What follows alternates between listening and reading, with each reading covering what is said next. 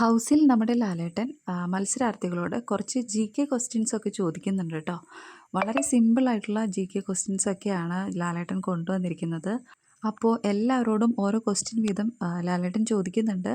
നമ്മുടെ അനീഷാണ് ഏറ്റവും കൂടുതൽ ആൻസറുകൾ കറക്റ്റായിട്ട് പറഞ്ഞിരിക്കുന്നത് കേട്ടോ. ലാലേട്ടൻ ചോദിക്കുന്ന ക്വസ്റ്റ്യനുകൾക്കെല്ലാം ഫസ്റ്റ് കൈ പൊക്കുന്നത് നമ്മുടെ അനീഷാണ് കേട്ടോ.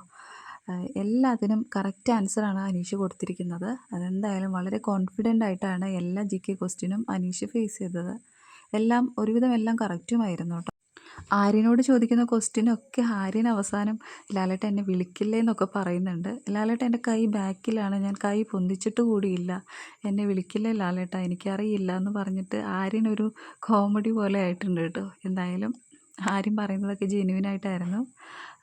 പിന്നെ കുറച്ച് കുസൃതി ചോദ്യങ്ങളൊക്കെ ലാലേട്ടൻ ചോദിക്കുന്നുണ്ട്.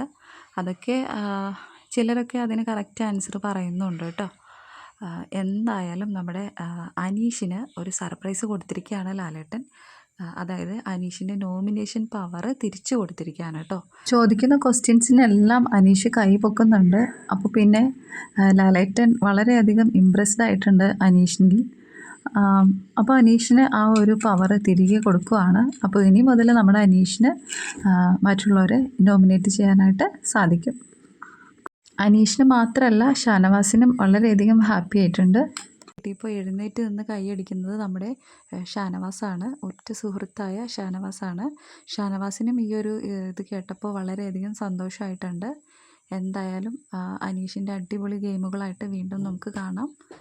കൂടുതൽ ബിഗ് ബോസ് അപ്ഡേറ്റ്സിനായിട്ട് കാത്തിരിക്കുക കേട്ടോ. നല്ല നല്ല ബിഗ് ബോസ് മൊമെൻറ്റ്സുകളായിട്ട് വീണ്ടും കാണാം.